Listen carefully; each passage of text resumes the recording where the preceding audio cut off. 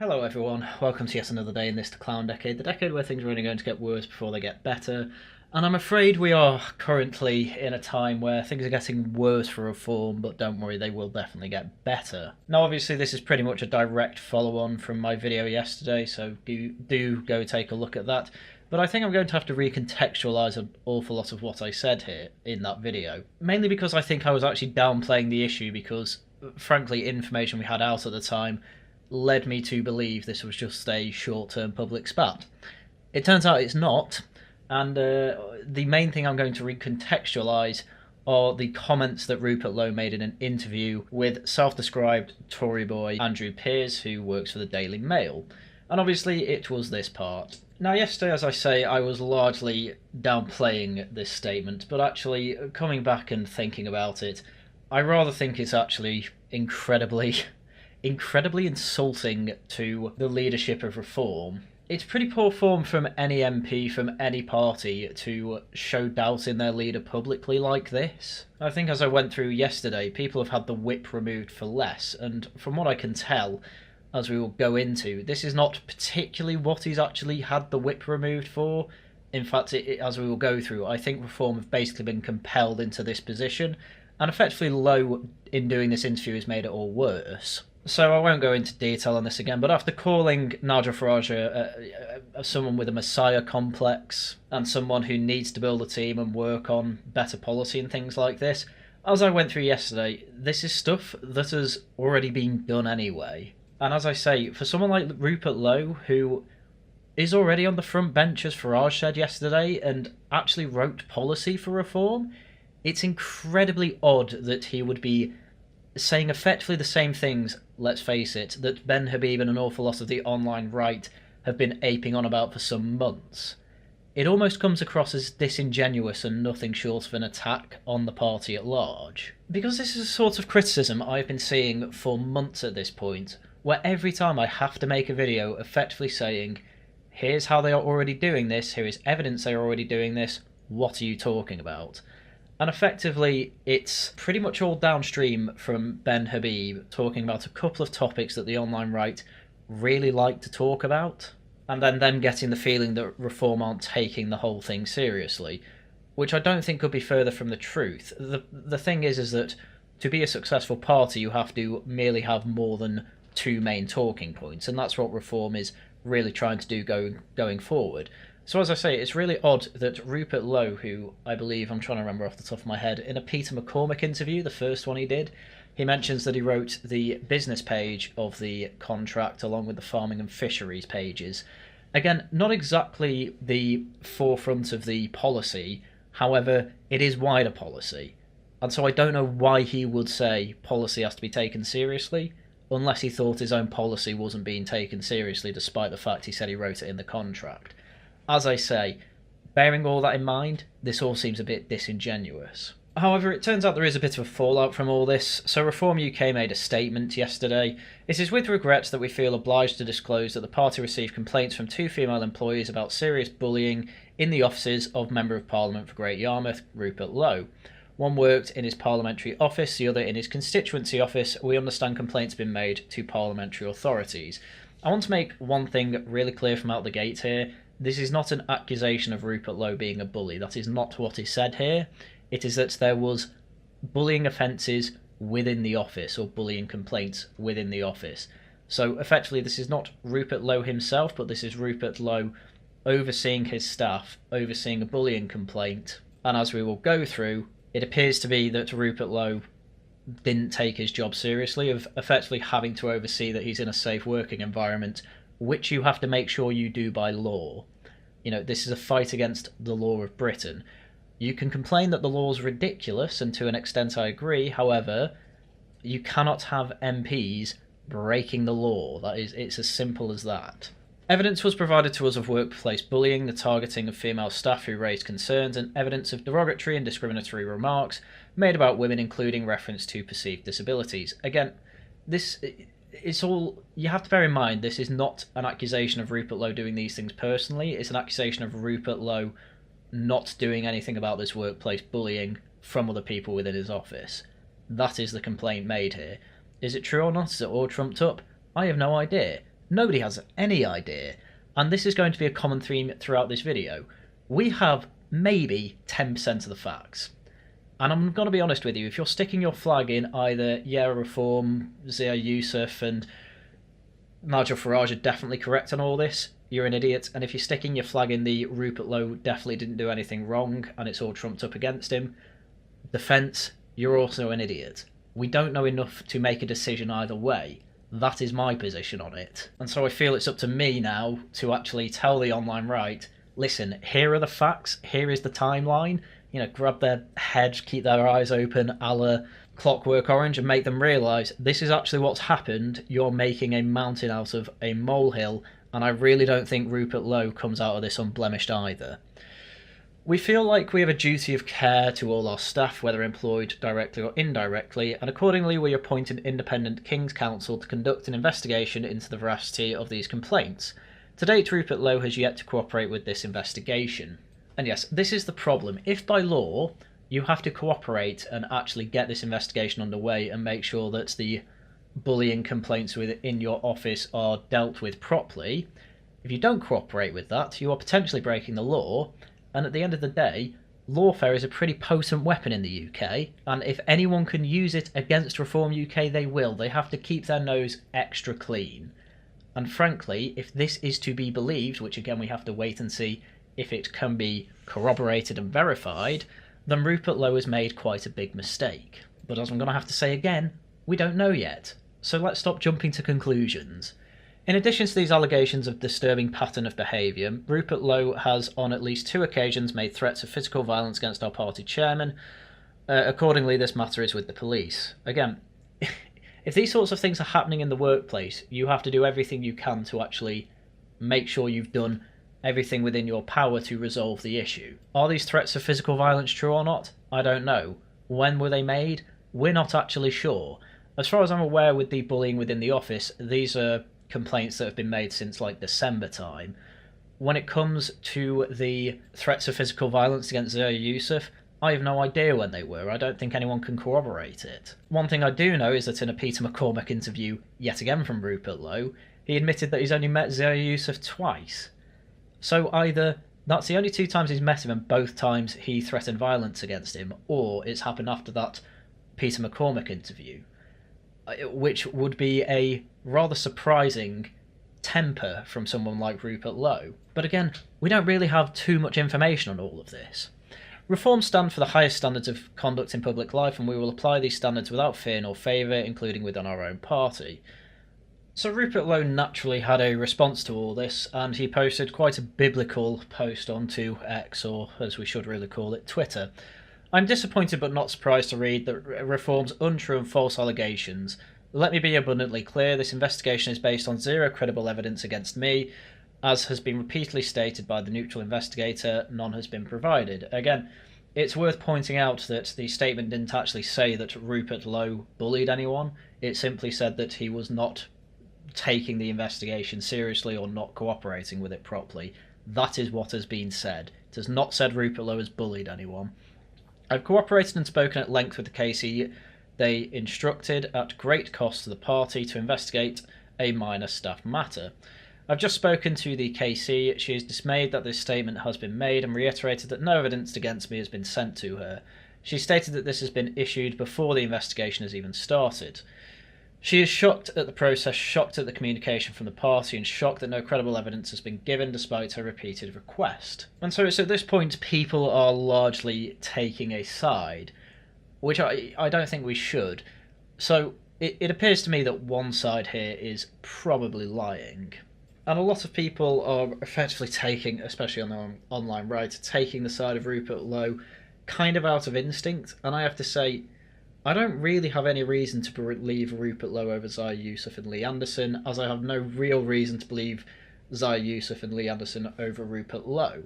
My position is effectively I'm staying on the fence on all this. I don't think it's wise to stick my flag in either side here. However, most of this video probably will come across as me criticising Rupert Lowe because, frankly, an awful lot of the online right are, rightly or wrongly, picking Rupert's side and being rather harsh on Zia Yusuf, Nigel Farage and Lee Anderson, and I don't think that's necessarily fair. Politics is quite a mean mistress at the moment. You effectively have zero power when you actually get into government because of the civil service, and then when you are in power you have to keep your nose incredibly clean, because if there's any accusation that you are effectively not keeping your nose clean, stuff like this is going to happen. One thing I will say about this statement so far is that Rupert Lowe is focusing very much on an obfuscation point. Rupert Lowe has not been accused of bullying here, apart from obviously the direct threats to Zaya Yusuf, which isn't what he's addressing at the moment. He's addressing his parliamentary office and his constituency office, which, as mentioned, the accusation isn't against Rupert Lowe for bullying these people, it's for not cooperating with the investigation about people within his office. Now, the way the statement was worded, I understand that doesn't come across quite clearly. However, I think it is on us to try and be as charitable as possible when it comes to everyone involved in this, which is what I'm going to try and do. Again, I may seem less charitable to Rupert Lowe, but that's because nobody is giving him anything other than cover for things that frankly he's done wrong. And honestly, this next sentence isn't great. I was sent an initial letter late on Friday afternoon last week, again with no evidence provided, with no prior warning and no attempt to understand the full position. In other words, Rupert Lowe knew that these allegations had been made, again not against him, but against people within his office, and clearly he wasn't quite happy with the evidence. However, it sounds like because he wasn't quite happy with the evidence, he didn't particularly take this complaint seriously. Unfortunately, by law, you have to take it seriously. Allegations of physical threats were outrageous and entirely untrue, so he is completely denying the allegations about threats to Zaya Yusuf. But again, I'd find that a really odd thing to lie about from Zaya Yusuf's perspective as well. So again, this is just something that we're going to have to wait and see what the actual truth is. He then goes on to further deny the allegations he thinks have been made against him, but as I say, he's not being blamed for the bullying, he's just being blamed for not taking it seriously. He says it's no surprise that this vexatious statement has been issued the day after my reasonable and constructive questions of Nigel and the reform structure. It was issued on 8x late on a Friday afternoon with no prior warning. Again though, this is where I have question marks all over this. He was sent a letter about this entire situation last Friday, so he knew for almost a week before he put out those constructive questions of Nigel, which I'm just outright rejecting. They were not constructive questions. They were Ben Habib-style attacks. Who has been nothing but disingenuous about the party and who is clearly quite bitter about the whole thing. And frankly, I think going along with it doesn't show an awful lot of good judgment here. In fact, I think doing the interview and throwing those questions out there and those criticisms out there to the public is frankly entirely poor judgment and poor form. I just don't think there's any way you can defend that interview. And from people I've put it on to, nobody's actually defended that it was a good idea to do that interview. So at least we all agree that was a stupid move. But then the question is, well, why did he do it?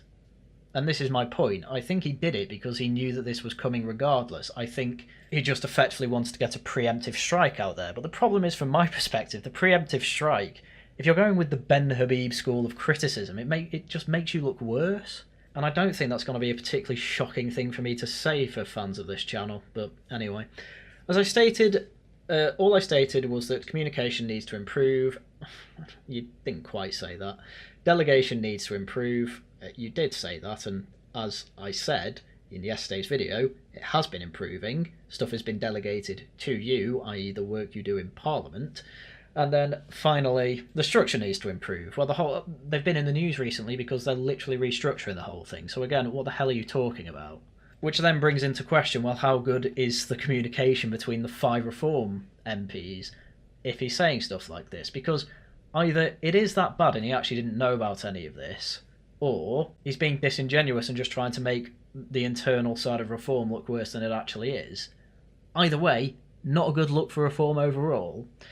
So these are all reasonable requests of a party looking to form the next government, and I stand by everything I said. Yet unfortunately, you put it in a very insulting way. If you call a party you're a part of just merely a protest party, it's probably the most insulting thing to say, given all the work that Nigel Farage and the rest of the team are trying to do to network, get candidates out there, create branches, advertise to get more members so they can get out there canvassing, helping out with the structure, getting volunteers, getting staffing in. There's been loads of work. If you're in the Reform Party, you'll have plenty of emails basically offering you jobs, advertising, which branches you can get into. Hell, I felt like I wasn't getting enough emails from my actual branch, so I just emailed them saying, am I on your mailing list? Because I'm not getting an awful lot of information through. And they said, oh, you must have been taken off, sorry about that. And now I'm basically getting emails daily. It's crazy. Like, good work is happening, and I don't understand how Rupert Lowe has missed all that. Which either brings into question, is he being disingenuous, or are the internals of Reform that bad? From my perspective, the internals of Reform don't seem too bad. However, when it comes to the top brass, it doesn't mean that they are of the same quality. It's a problem you're going to have, because we are at a point where there are only 5 MPs. Lots of the conversation will be through WhatsApp chats. And you never know, it might be a case of Rupert Lowe muted it a while ago accidentally and forgot to unmute it. Who knows? But there's a lot of questions around all of this, and we do not have enough information to make a conclusion one way or the other. Hence, I'm saying don't plant your flag anywhere, because I think no matter what the outcome is, you're going to look like a bit of an idiot. Hence, I am saying, listen, there's lots we can speculate on. At the end of the day, we don't really know what's going on. But largely, Reform as a whole don't look good out of this. Farage and Zaya don't look good out of this. Lee Anderson doesn't look great out of this. But a lot of people on the online right, they're not accepting that Lowe looks pretty bad out of all of this.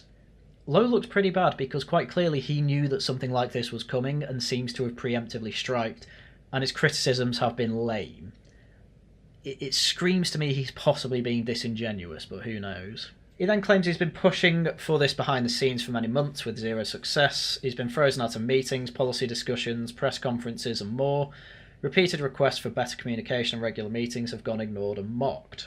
Again, we don't know how true this is. I'd personally be very surprised if that's the whole story, though. Because at the end of the day, if he isn't being disingenuous and those are genuinely his criticisms, I actually wouldn't be too shocked if going on about things they're already doing does get him frozen out of meetings, because what are you actually adding at that point? But as I say, who knows? Honestly, I've tried and will continue to try. I did not speak publicly without exhausting all other options repeatedly. I have done everything in my power to resolve this behind closed doors. Sadly, I have failed. I unfortunately think that is a claim that we are never going to get corroborated and just kind of have to trust on word of mouth here. As I say, I don't particularly have any reason to trust either Lowe's words over Zaya's say or Zaya's word over Lowe. They are equal in my mind, I would say. Anyway, he finishes off, our voters, members and country all deserve so much better than this. To Reform supporters of mine, please stay with the party. We must win the next election. There's no other choice. Infighting serves nobody but our enemies. This could all have been resolved with even the most basic level of communication, which is quite a frustrating thing for him to say. After, at the end of the day, he threw out the first public punch. And there's not really any denying that. And as I say, a lot of people that are on Lowe's side have basically come out to me when I've pushed it on them and said, yeah, to be fair, that interview was pretty stupid. So I'm pretty disappointed with that paragraph, given exactly what Rupert's done. I do not believe that Reform members will be pleased to know that their membership fees are being spent on instructing expensive lawyers to investigate their own MPs. I'm actually fine with that if it keeps them out of lawfare from the rest of Parliament, let's say. Over matters that are entirely baseless and have been dealt with in the correct parliamentary procedure. If that bit's true, then fair enough, but again, I'm trusting your word over Zaya's if I believe that, and so it's just up in the air till I see evidence. With HR's full involvement and support, the staff members in question only raised a vexatious complaint once disciplinary proceedings had been initiated against them for serious wrongdoing. The other individual mentioned dropped her appeal. Okay, but the investigation can still go on in that case, to be fair. If they want to kick me out over false claims, they'll have to finally present some credible evidence against me. There is none, as the Casey has just told me. Again, a complete inability to accept even the most mild, constructive criticism without such a malicious reaction is not effective leadership. This is our party as much as it's Nigel's. And it's also worth pointing out at this point that Rupert did actually send this both as a tweet by itself and as a reply to Reform UK's statement on X. However, Reform were, I don't know whose decision this was, but whichever intern was working on social media that day was a bit of an idiot and decided to hide it, and so Rupert Lowe basically made the whole statement again, but starting it with, you seem to have accidentally hidden my reply to this nonsense, so I'll post it again. That was just a poor move by whoever's decision that was. Just let the man speak. You know, if you've got... It doesn't look good, and like you are being honest, if you are hiding the reply from the man you are accusing. I mean, they've unhidden it now, but yeah, that was a pretty poor move from whoever's decision that was. Do I think it was personally said by Zaya and Nige? No. In fact, if anything, they probably said, obviously don't hide it, you idiots, but that's speculation on my part. Anyway, Lee Anderson is the only person from Reform's top brass who's made a statement on this publicly. He said at Reform we have a monumental task on our hands in order to save our country. There is a huge amount of pressure on Nigel and our team to deliver for the British public. I did not come into politics for personal gain like my colleagues. I stepped forward because I wanted to help save my country. Joining the UK is the best thing I've ever done in politics, and this is our last chance to turn things around in our country, but politics is a team game, and we must work as a team. I was the first ever Reform UK MP, and my first loyalty was always to be to my country. I have a great deal of respect for Lowe, and as his chief whip I have bent over backward to be fair to him since he entered Parliament. But his unwillingness to cooperate in an investigation into his behaviour has meant that the parliamentary party cannot function effectively whilst Rupert is a Reform UK MP. Far too much at stake, and by not taking decisive action we would risk losing everything we've built. I bear no malice towards Rupert, and to remove the whip was a deeply painful thing to do, but delivering for our country must come first, and no man is bigger than our party. A few people have pointed out that this is probably written by one of his aides or something like that, but I still take the general message from the tweet to largely be true. I can imagine that Lee Anderson would never want to be put in the awkward position of effectively delivering bad news like this to one of his friends and colleagues. Rupert, however, wasn't having any of it. Lee, what you have said is simply not true. I've spoken to the KC multiple times over the last week. She has confirmed again and again that no credible evidence against me has been provided to her by you or the party. I must have had 10 different conversations with her. To say I've not cooperated is false. It's an outright lie. Launching this vindictive assault before an investigation has even been started is quite frankly pathetic. So how are you talking to the MP if no investigation's been underway? I don't really understand that. Our member, supporter and country deserve better than this. I thought you were a friend. Evidently I was wrong. Scathing words. But again, I'm basically trusting people's words who frankly I do not know personally and can only go off their public image, both of which have been relatively unblemished in my mind. And I have to basically, if I have to choose one word over the other, I simply can't do it. I don't know who is telling the truth here. The only thing we can do is wait and see, I'm afraid. As I say, planting your flag either way here, I think that's going to end up with you with egg on your face. It's just going to happen. Anyway, he did tweet quite a bit, but I'm obviously not going to go through everything. Just the important bits. I think it's pretty important to note that he wrote another tweet this morning that is a little bit more olive branchy than how he was behaving yesterday, let's say. After going through a history of explaining that he's had betrayal before, he ends up saying this: I've torn out what remaining hair I have left over the last few months trying to talk. That's it, just talk. I've tried and tried and tried to resolve all of this behind closed doors, and I can only smash my head against a brick wall for so long. My one hurried and immediate summons to Reform HQ, which I could not make due to prior commitments, was the first and last invite I would receive from the leadership. Again, you didn't... I don't want to make too many assumptions here, but you didn't make it. I don't know how you told them you couldn't make it. I don't know why you necessarily couldn't have made it. However, having been in business before, and bear in mind these are all businessmen, not giving a decent reason for not being able to make it to some sort of meeting like that, especially from your boss, it typically comes with some sort of negative feedback, let's say. And Lowe has said elsewhere that he's tried to get dinners with Nigel Farage just to chat with him about how the party's doing. The problem is that, as I've said over and over again, Nigel Farage is an incredibly busy man trying to build the party. And I'm not being funny, but if all his complaint was, oh, basically I think I agree with Ben Habib, we need to be a bit more serious, like, what's the point in having dinner over that? He's going off to try and network, to try and build the party, to change its structure, on top of his duties as an MP as well. He's an incredibly busy man. You know, he still works for GB News as well, but he's barely seen on there because he's too busy doing other things, and he still gets paid for it, yeah. But at the same time, GB News are expecting him to at least do some shows, and he makes those that he can. So, you know, as harsh as this may sound, but Rupert, you're going to be quite low on his list of things that he has to do with his job as Reform leader, with his job as an MP. And if it's all basically just to repeat Ben Habib's talking points, why would he bother?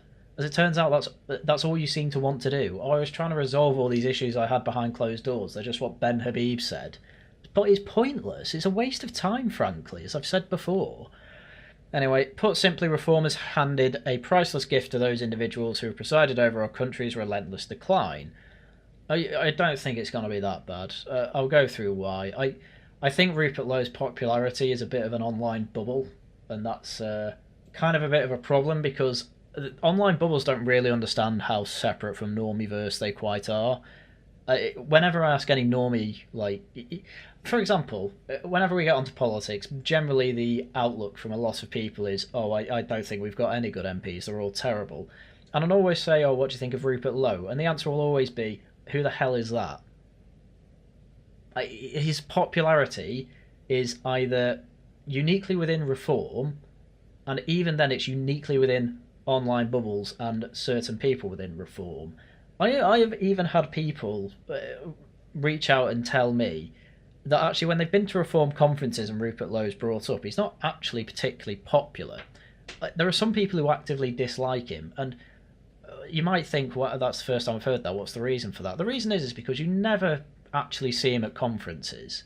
You never really see him at their activist sites. You know, the March for Farmers, say. Lee Anderson was there. Richard Tice was there. Nigel Farage was there. God knows if McMurdoch was there, but that doesn't really matter. He's a nobody. No offence to him. Where was Rupert Lowe? I've not seen Rupert Lowe on a single farmers' march, and he is supposed to be the guy who talks an awful lot about the farming side of things. Where was he? I've actually never seen him before at any of those activist marches, at any of the conferences. I can't remember the last time I saw him make a speech. He's doing his media rounds, you know, he's on podcasts and things like that. So yeah, sure, that's great, but when the Reform team's actually together, Rupert's actually nowhere to be seen. And I'm just saying, bear in mind, I think there's more to this story than just Rupert's side of the story, and I think a lot of the online right aren't appreciating that. And I think it's something we all need to appreciate. Again, I'm on the fence with all this, and what I am saying is that Rupert does have some legitimate questions here, and maybe in the right to say that these are all lies. However, there's question marks absolutely everywhere, and I think they're quite reasonable. And I don't think I'm the only person that's noticed this. So I am now going to repeat publicly an invitation that I've extended to Nigel Farage in private multiple times over many months. Every offer has been refused or ignored. And again, I kind of hate to say it, but you're never there with the team, at least publicly. It's kind of bringing in questions of, well, Nigel's better things to do, I'm afraid, and most of it is to deal with the issues you have. So he says, please let's have dinner and resolve this in a manner that our members of the country would expect. I think that's totally reasonable. The problem is that you didn't do a good job with that interview yesterday, and I would also say your reaction to having the whip removed yesterday, it kind of brings in some questions. I completely understand you were frustrated, completely understand that. But at the end of the day, as I largely said in yesterday's video when I was trying to try and make sense of this all, it looked like that they had largely given Rupert his independence because he was doing a good job. It actually might be the other way round. Rupert might be acting as an independent MP over being a Reform MP. That actually is in the realm of possibilities. And as I say, I don't think we have enough information to make any conclusion here, but there's an awful lot of question marks about this. We don't have enough evidence to say one way or the other. Stick on the fence until more information comes out. That is pretty much the thesis of this video. Having said that, while making this video, some more news about all this has come out because it's all breaking news here at the moment. However, Sky had heard from Labour MP Mike Cain about an incident in the Commons last December in which he said he was manhandled by Rupert Lowe, and apparently the Deputy Reform leader Richard Tice had to come over and restrain Rupert Lowe, allegedly. And also the Sergeant-at-Arms was actually involved in this as well, effectively having to tell them to keep order in the chamber and basically take it outside. And there wasn't any address from Rupert Lowe on this until basically just now, so Rupert Lowe has responded in relation to the alleged incident. So he said that this matter was dealt with at the time by both parties with the Speaker, and we agreed to move on. This was handled in line with parliamentary procedure. It even took place in December and was resolved soon after. It was a heated exchange over an issue in my constituency that potentially put thousands of lives at risk. The timing of this complaint is no surprise. I'm being subjected to a malicious witch hunt. Which, I mean, yeah, when it rains it pours. When there's one accusation, they all come out. This is the other thing with the Zaya Yusuf I was threatened type thing. It very well may have happened, but it's only really coming out now because, as they mention, and if they're to be believed, an awful lot of this was being dealt with behind closed doors, but the doors flew wide open, largely because of Rupert Lowe's preemptive strike. So with that, I think it's now time to move on to one thing I want to make very clear, and that is Rupert Lowe's popularity, I'm afraid, is kind of just a lightning rod online. There are people, obviously, in real life who know him and like him, obviously. There's people in my own branch who obviously like him, but I want to make one thing clear. All these calls of people saying, oh, you know, I need to leave Reform, I'll vote whatever party Rupert Lowe's joining. These are either people online who aren't Reform members, or were basically Reform members and only joined because of Rupert Lowe, which, whatever reason you join the party, you know, fair enough. But at the end of the day, if you're just joining for one man, I don't see how that's any worse than people joining the party just because of one man like Nigel Farage. But at the very least, Nigel Farage is leader and actually the party personified. But my main point is, once again, I am having to tell the online right you are actually a niche. You want decent evidence? Here's my first bit of decent evidence. Go to the audience on this now. Again, we have got a fair few Reform voters in here, I think, haven't we, Reform supporters? Are you more or less likely to vote Reform now as a result of Rupert Lowe apparently being out? Are you less likely to vote Reform if Rupert's out of the party? Anyone? Yes? Any no? No? I need to get this across to all of you. This is a room full of Reform voters. GB News is effectively Reform Broadcast Central. The audience is just going to be full of Reform voters, full of Reform members, full of Reform activists. Normie Central is not online. Rupert Lowe's popularity is mostly grown on Twitter because he uses Twitter so much. It's completely understandable. The problem is online, right? You aren't electoral force. You have basically no sway over all this. You've effectively memed Rupert Lowe into thinking he's bigger than he is. And I'm not being funny, it's probably going to turn out to be a disaster both for him and Reform, depending obviously what happens. If it turns out Reform have lied and tried to oust him, obviously there's more to it than that, and there's plenty of criticisms I could have for Reform for that, but we don't know that yet, obviously. However, if you have managed to meme him online into thinking that he's going to be the next Prime Minister of the United Kingdom, this is kind of largely on you. Because he is within your echo chambers. He does constantly reply to people like this.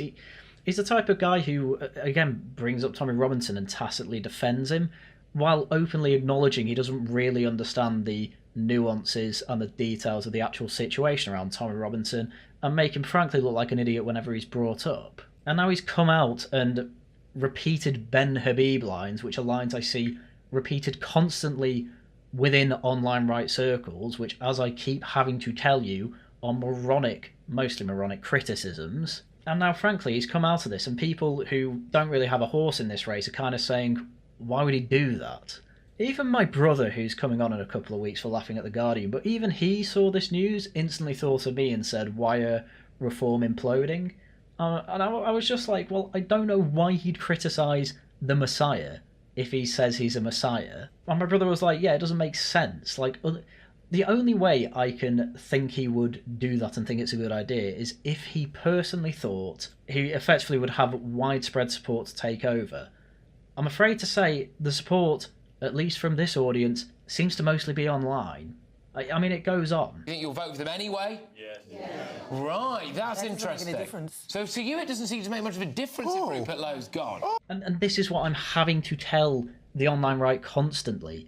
Your whole idea of how the world works and what the normie really thinks, it's total fantasy. It's ludicrous. It's not reflective of reality. On the online right, you are in your own bubbles. You're not talking to normal people, and because of that, you're rejecting polls. Oh, nobody really cares about Ukraine. No, Ukraine's a pretty big issue, I'm afraid, and people are hating Donald Trump for it. Starmer's favourability went up because of how he's dealt with the whole Ukraine situation. You can't ignore these things. Constantly ignoring these things is giving you really bad outlooks on the world, and because you're getting bad outlooks on the world, you're becoming basically useless to any movement forward. It's really bad. It's disastrous, in fact. And if Rupert Lowe's your representative, I'm afraid to say that this whole shebang assuming, obviously, that Reform aren't making lies in their statements, which, again, I don't know why they would lie, because from most polling, people don't even know who Rupert Lowe is, so what threat would they have? Two, why would they want this massive hit to the party over the low chance of Rupert Lowe actually taking over? I just don't buy it. I don't buy it at all. And this is what I've been seeing for months that the online right seems to be missing. Rupert Lowe, he's not unpopular. People just don't know who he is. There's no appetite to remove Farage. There's no appetite to replace him. There's not massive appetite to basically compliment Rupert Lowe outside of his work in Parliament. It's good work. Doesn't make you a good PM, doesn't make you a good leader. And people need to understand that. He needed to be a team player. I'm not being funny. It really doesn't look like he's done a good job of it, at least from the evidence we have. But as I say, we only have about 10% of it. There's way more that could come out. But anyway, back to the clip. Yeah, it's pretty much like Rupert Who sort of thing. I mean, I follow him on Instagram, etc. And yes, he makes some good points. He's a good challenger, but he's not doing the party any good. He's not doing the country any good by doing what he's doing. So bottom line is, I think Reform will plough through. It's going to be a hiccup, but I don't think it's going to be a mortal blow. I hate to tell everyone yet again, but that is generally, from what I can tell, what the general consensus is within Reform members and the core Reform voter base. Half of them don't know who he is. The half that do are mostly like, why the hell's he hitting out at Farage? And there's actually barely anyone, it seems to be, who's on the online right side of, oh my god, get rid of Zia Youssef. It doesn't seem to be a popular position. Another example, Gawain Towler. For those who don't know, Gawain Towler was sacked as party spokesman a few months ago now, yet has been a complete party loyalist. A lot of people don't like the fact and thought it was Zia trying to effectively ruin the party by getting rid of Gawain because he was a good spokesman. However, ever since then, he's basically been on every news station pretty much constantly, defending Reform and basically being a good media spokesperson instead.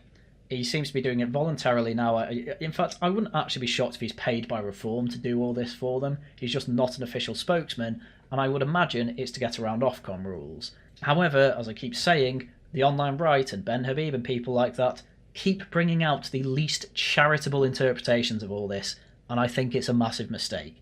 Anyway, on to the point at hand. Gawain set out this picture saying that there was a 260-seat sellout at the Reform UK Norfolk event, and he looked forward to speaking at 7 o'clock. There was then another tweet by Vox Populi journalist who was at the Norfolk event saying, I'm at the meeting and they've just confirmed that Rupert Lowe is suspended from the party whip. They got a big boo of disappointment from the audience, and it should show you how much Rupert Lowe is loved.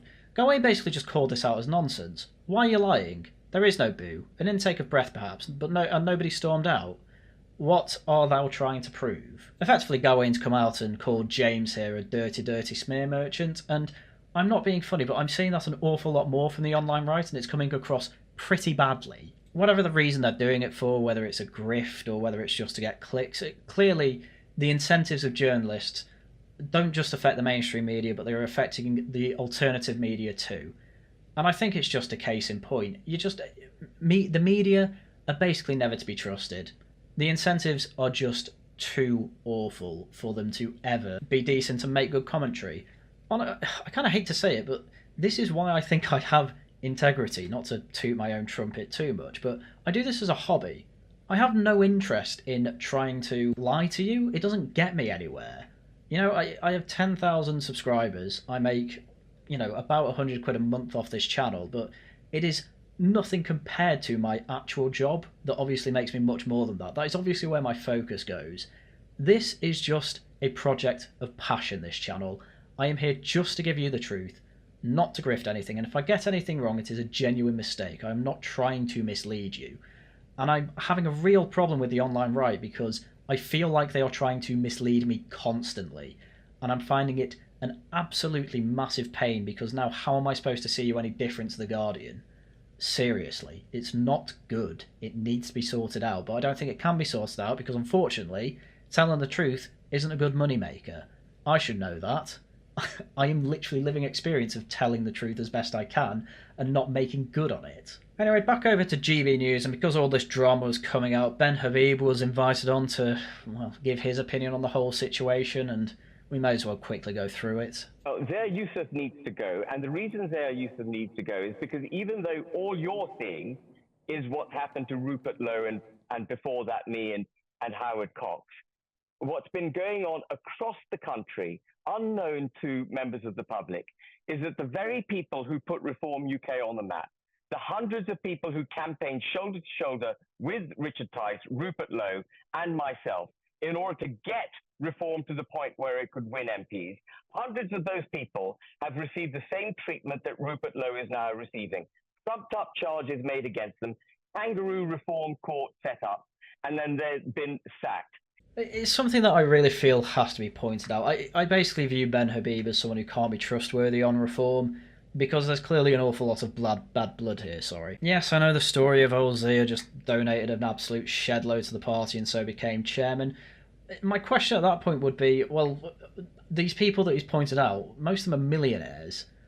It cost him £200,000 to become chairman if we're going down this route of the story. Clearly there was nothing stopping you from doing it. The unfortunate thing you have is that Ben here has said, oh, all these people who kept the party going under Richard Tice, I'm afraid it wasn't growing. It was like 8% or something like that. It just couldn't get any headway. Soon as Nigel Farage comes back, it grows. He then gets Zia Youssef on board just after the election, I believe. All of a sudden, they're polling in the lead. Like, without a doubt, it was the correct move.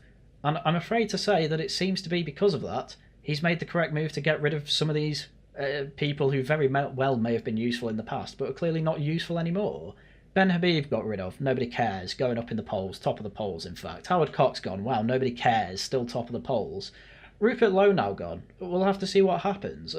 I don't like this decision at all. I don't know enough about the situation to know how legitimate it is though. But if there's one thing I've been covering on Ben Habib over the whole time that he is, since leaving Reform, every time he's on Twitter, I just catch him out in lies constantly. And he's just clearly bitter, and it's the same thing here. And he wrote a whole Telegraph article on it as well, but I really can't be bothered. I say that, I've just had a quick read through it, it's actually probably worth going through. So he says, Rupert and I are not in it for personal political advancement. We joined Reform because it was the only hope of breaking with the anti-democratic liberal global order. Both of us were concerned by Farage's sole control of the party, but a letter of comfort on party governance was provided by Richard Tice, and collectively we put Reform on the map. When we were joined, it was polling at 6%. By the time of the general election, when Farage appointed himself leader, it was up to 16%, and we got 14% of the vote. Wow, incredible. It's like Farage knows what he's doing. With Nigel's arrival on the scene, Richard's letter was set aside. Wow, look at that, and he gained you an extra 10% in the polls. Nuts.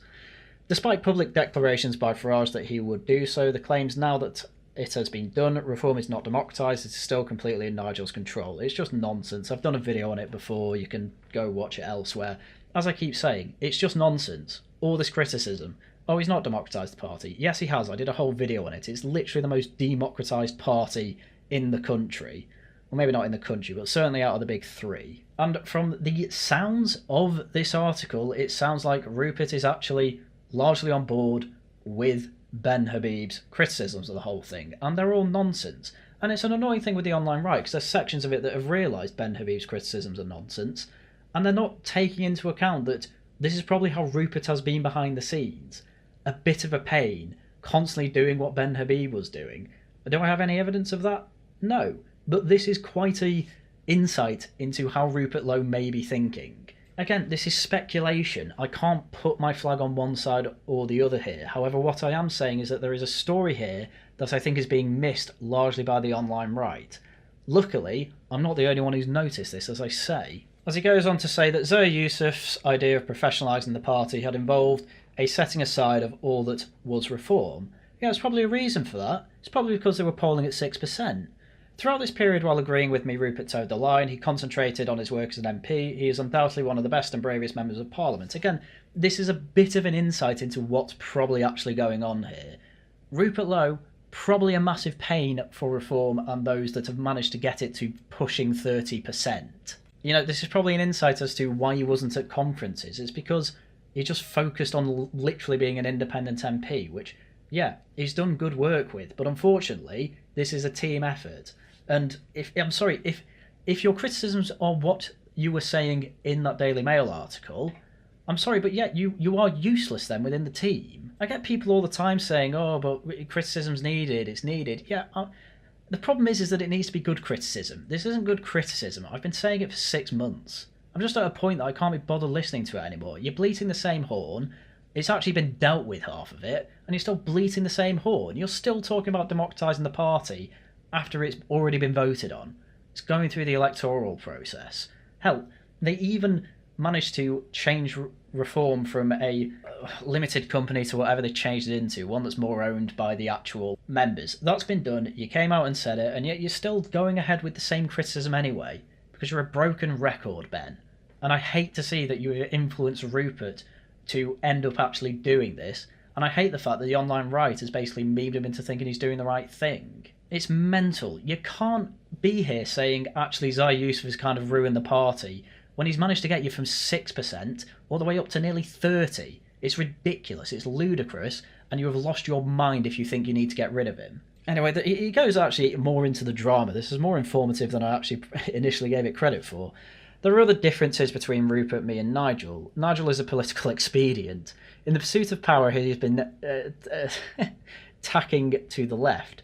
Nigel is on record saying he's not concerned by rate of demographic change in the country.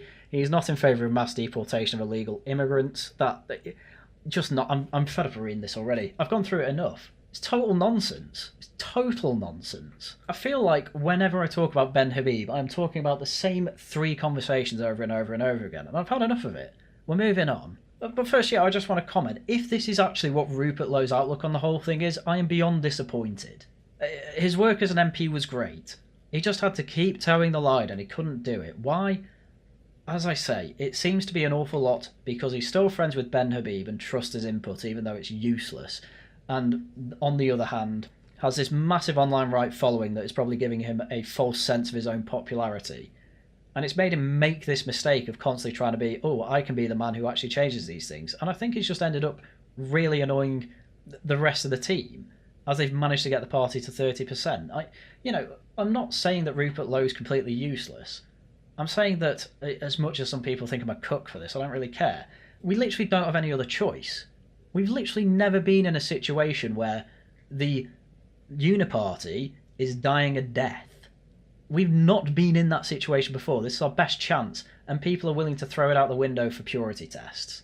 I'm just not having it anymore. If this is Rupert Lowe's actual opinion on all this, I'm afraid he's useless. As good as a parliamentary candidate as he MP as he is, as good at getting our issues on the map as he is, at the end of the day, if he's going to ruin the part that actually matters, which is destroying the uniparty, he's as useless as Ben Habib. But again, this is an awful lot of speculation. Don't take it as my actual opinion. Take it with a massive if an awful lot of these conditions are true. But I just want to say, I'm very, very irritated that this side of the story is being completely ignored by the online right. Along with, by the way, his entire idea that he said in the Daily Mail article that actually they should probably be open to joining back with the Tories, albeit with the condition that they massively change and basically move closer to reform. No, that isn't party line. Why are you going against it? Again, I think it's largely to do with his faux popularity. I think it's to do with Ben Habib encouraging this type of thing. Clearly, it's not very good at keeping the team of reform together, and unfortunately, although this is certainly doing short-term damage no matter what the outcome of all this is, in the long term, it might actually be necessary. And I really hate to say that, but again, that is coming with an awful lot of conditions of if all these things are true. I want to make that clear. This is not my position as it stands. This is going to be my position if all the evidence I've seen so far is true, plus other evidence we haven't seen. For now, I'm still having to take people's words who I largely find on the same level of trust. Apart from Ben Habib, he's an idiot. I think the best thing to do at this point is to go back to the man who I largely trust and trust the most from the Reform Party, and that is Gawain Towler. Gawain, being the ex-spokesman, will have an awful lot more insight than anyone on the online right will have, and I trust his word over everyone else's here. So this is what he had to say when interviewed about the drama that is going on. I think your previous conversation sums it up. It's all a bit bananas. And also that you had a failure of bananas. You're bringing bananas back. I think it's going to be short-lived. Largely, from what I can tell, I agree with it. As I say, generally from Reform members, it's not an awfully popular position that we're going to leave Reform over Rupert Lowe. As I say, even within Reform, it's not a large reason people join the party. Guess what a large reason is people join the party? Oh, Nigel Farage. At the end of the day, it's his party, and you can get annoyed that, oh, it needs to be more than Nigel Farage. Yes, I largely agree. Doesn't really matter until after the next election, though, quite frankly. The main job at the moment is to destroy the Uniparty. Policy kind of has to come later. Later as in before the next election, obviously. You want decent policy and a decent government when you go into there, but for now, you actually need the mechanism to implement that policy, and that involves networking, having a network of donors, having a network of activists, and having a network of goddamn candidates to be the front bench. Wow, that's what they're doing. Why was he complaining about it? Because I think he's too far in the Ben Habib hole, and I think he needs to get out because it's a stupid hole. I do think, on the point that Rupert was making, it wasn't about him. In the original statement, they say in his office. They do not say him. Yeah, I largely made that point as well. To be honest with you, mainly because of Gawain Towler here. As I say, I try and give you other good people to follow and who I follow because I think they're decent people to listen to and can give you decent insight without having to wait for my video. Gawain is definitely one of those people. Definitely follow him. That makes it seem all the more likely that it's some sort of vendetta against him in that he was somewhat critical of Nigel Farage this week. Yes, but the criticism came out on Monday and the letters arrived on Friday and there were discussions before then. The timeline, I think, is probably quite important here. Yes, again, largely what I've already pointed out. There is a timeline here. It's very important. This looks more like a preemptive strike from Rupert than a direct reaction from Reform. This is why, frankly, from the evidence we have, I can only really blame Rupert Lowe for making this go as public as it has. It's almost like it was some sort of swan song, and I don't think it was a good idea from him. Rupert's a very able man. He really is, and he's built up a great following online, and he has a great deal of support in the Twitter sphere, and he's doing some very good work. But the criticisms he was making about the party and how it needed a policy platform, well, of course it needs a policy platform. It's as if we didn't know that, and the party didn't know that. And this is largely the story I think is missing from the online right here. His criticisms were largely useless, a lot like Ben Habib's. In fact, as I say, it's all coming together in my head with the facts that we have at hand. He seems to be largely in agreement with Ben Habib. Ben Habib has been quite useless in every regard since he has been kicked out of the party. They don't like the direction that the party's going. Fine. Problem is, if you are going to then openly try and undermine what the party is doing, of course you're going to run into trouble. What else is there to say? But, I'm afraid to say it, but you're going to have to go off and find another party to try and run. You're never going to get close to 30% like Reform have, though. And it's an important thing to bear in mind. At the end of the day, you're trying to win elections. You can go on about demographic change and you can say mass deportation, those other magic words that the online right love. At the end of the day, if it loses you an election, what was it all for? Nothing. The problem was, and the problem is we've hit the ground so fast, we're building up hundreds of branches across the country. We've only got so much resources at any given time. The work is going on. And I remember speaking to Nigel, back in September, before I was fired, and him saying, look, people were coming to him with policies. He said, fine, go ahead, go work on them and come back to me in March. Because right now we've got so many other things on the plate. We don't have the brain space to do it all at the centre. And this again is likely where Rupert Lowe clashed here. He was probably trying to work on policy, as he's mentioned in Peter McCormack's show. He wrote policy for the party. He probably had way more policy suggestions to put forward. And that's probably why we haven't seen any. The only policy we've really seen from Reform when it comes to policy announcements was obviously from Richard Tice, and I did a whole video on it. It was that really weird set of policies about energy. And people have also been saying, they want to ban battery storage. Rupert Lowe mentioned he owns battery storage stuff, and therefore they're trying to get Rupert Lowe kicked out. I think actually a big problem is basically nobody in Reform probably actually knows that, because from the sounds of it, Rupert Lowe's largely been acting as an independent MP. As I say, he doesn't seem to have been playing the team game particularly well, and that is a genuinely, legitimate criticism of Rupert Lowe here, but it just feels like you talk to the online right and Rupert Lowe's done no wrong. I don't think that's true.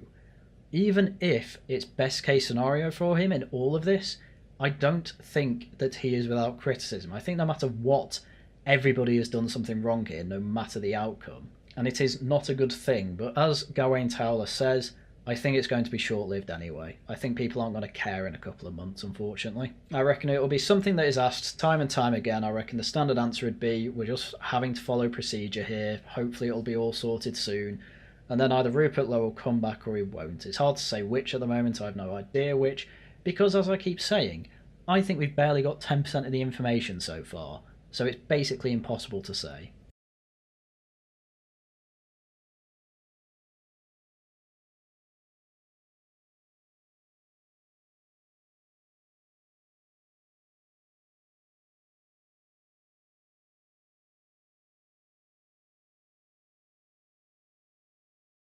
I'll just let Gawain Towler say that piece because I basically have nothing else to add to it. Mistakes are going to be made. It's going to happen when you're the most popular party in the UK at the moment. It's happened with every political party. You just hope you'll be able to get through 4 years without something like this happening, but unfortunately we don't live in paradise. We're going to have struggles on the way. But as I say, I think anyone saying that either side is completely innocent here and did nothing wrong, and, you know, we definitely know enough to say Rupert Lowe's in the right here and Zaya needs to go, it's nonsense. We don't know anywhere near enough. And again, it's hard to ignore the fact that Zaya Yousaf, as chairman, along with Nigel Farage and along with the rest of the team, managed to get them to 30%. When it comes to Rupert Lowe's input on that, largely it's been acting as that independent MP.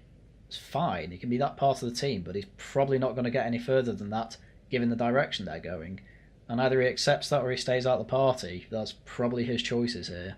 I would rather see him suck it up, join back into the party, and be an awful lot more patient with the policy that he is putting forward. And seriously, he needs to stop taking Ben Habib seriously, but I can't see that happening either. So hopefully that would be best case scenario. Is it going to happen or not? No idea. But speaking of Ben Habib, I thought I'd finish off with a Gawain Towler take on, how Ben Habib generally is. No, I think Ben has been going on a one-man crusade against Nigel now, ever since Nigel removed him as deputy leader, and he couldn't have been deputy leader because he didn't get elected. Yeah, I've been through it over and over and over again. Ben Habib left in a strop because, this is all Zia Yousaf's doing. It's like, no, you realistically need your deputy leader to be someone actually in Parliament.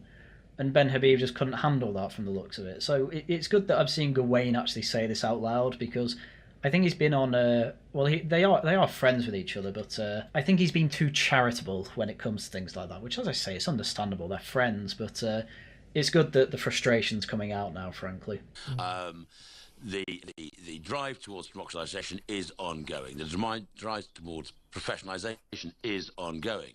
The demands and requirements Rupert made in his interview with Andrew Pearce were things that were happening anyhow. It's sort of, we want to get policies. Well, yeah, but we've also creating the structure. We can't do everything at once. We don't have that many resources. You've got to do one, get the structure going, fight the council elections. Yeah, I mean, as I've said for months on end at this point, Ben Habib's criticisms, the reason I find them useless is because they're all basically being addressed. And it's very interesting that they keep being repeated by Ben Habib himself, by Connor Tomlinson, by Carl Benjamin, by God knows who else on Twitter, pretty much everyone in the online right. And here I am having to basically tell you, but this is all ongoing, here's the evidence. And here's, once again, people from In Reform saying, this is all useless criticism, it's all being dealt with anyway. And I constantly feel I am having to be the voice of reason within the online right, saying, can you please just understand that this criticism is useless and there are much better things we could be talking about here? But everyone wants to run reform. It's not going to be run in the way that they all want it to be run. You just got to be patient and trust the plan. Trusting the plan so far, as I have done, has led to 29% in the polls. Had a bit of a dip recently because of the obvious connections to Trump, and Trump got less popular. Well, hell, give it a few weeks and months and they'll be back up again. It's our best chance, and we have people out here basically saying things that kept them at 6% in the polls. Maybe, just maybe, Nigel Farage and Zaya Yousaf know what they're doing. And maybe, just maybe, openly trying to hugely insult the party isn't a great way to stay in it. Now, are these charges trumped up as well based on that? I have no idea. I don't think so. They seem to actually have got a KC in to investigate. Yes, Rupert Lowe is saying that there's no evidence that he did any wrongdoing. However, he's not being accused of wrongdoing outside of not dealing with the issue properly. The stuff on Zia Yousaf with the threats threats apparently made against him. God knows how true that is either. I have no idea. As I say, we don't have enough evidence to say one way or the other, but people are jumping to conclusions, and it is not a good idea. Trust the plan. Let's make our conclusions when we have the actual evidence. Please. I remember back in September, people were talking about creating policy platforms, and Nigel turned and said, look, go ahead, do the work, don't come to me until March. Because there's so much else we're trying to do. We don't have the capacity. You can just tell the frustration coming off of Gawain here, because this has all come about from a drama that could be completely avoided, basically if people weren't impatient. But people got impatient, and look where we are now. I'm having to make an hour-long video basically explaining to people, I'm sorry, Rupert Lowe was a bit of an idiot, and yes, Reform probably didn't handle this the best they could. However, from the looks of it, they were trying to deal with all this internally for quite some time. I'm sorry, but no matter what the outcome is, this has all been sparked off by Rupert Lowe as far as I can tell. I know that that's an unpopular opinion, but I'm not here to be popular. I am here to give you my reasoned conclusions. It's just a shame that this... I didn't know the details that we've just learnt from the Reform statement, of course, when I read Rupert's article. But I just read it and thought, but this is happening. It's already happening. It's as if you're shouting about something that's actually taking place. And I was deeply disappointed. Well, that's largely my take on the whole thing. I mean, so Gawain Towler's not going to know everything about the inner workings of Reform, and I could imagine that he wouldn't be privy to information such as, oh, these investigations are ongoing, because they're going to want to keep that under wraps pretty damn tightly. They then seem to have had their hand forced via Rupert Lowe going public with an attack on them, because he probably knew that he probably knew that, again, due to legal reasons, you are literally obliged to take the whip off someone from your party if they're being investigated. I know that's a bit guilty before proven innocent, but, you know, hate the game, not the player in this case. Every party does it. It's completely standard procedure, and I think it's foolish to blame Reform necessarily for that. The only thing I think you can blame Reform for are trumping up the charges, but we have no idea if they're trumped up yet or not.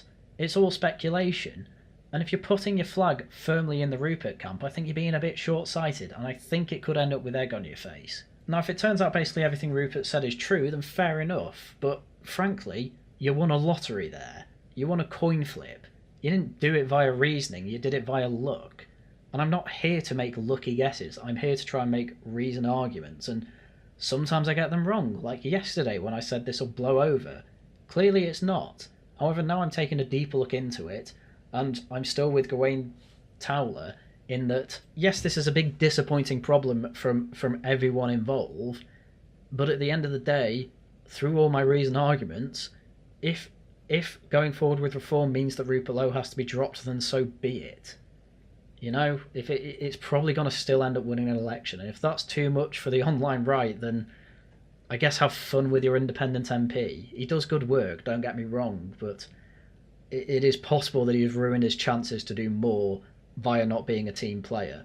As much as everyone makes the complaint that Nigel Farage is not a team player, you know, who's really more the team player here? Farage leading his now 4 MPs through Parliament, leading the Reform membership, canvassers and candidates toward victory, or is it Rupert Lowe who complained about it because of Ben Habib and has now been kicked out of the party and is at least looking for a reconciliation in the future? Like, you know, at least he's doing that. But seriously, who's less of a team player in this case from the looks of all this? Because it doesn't look like Nigel Farage to me.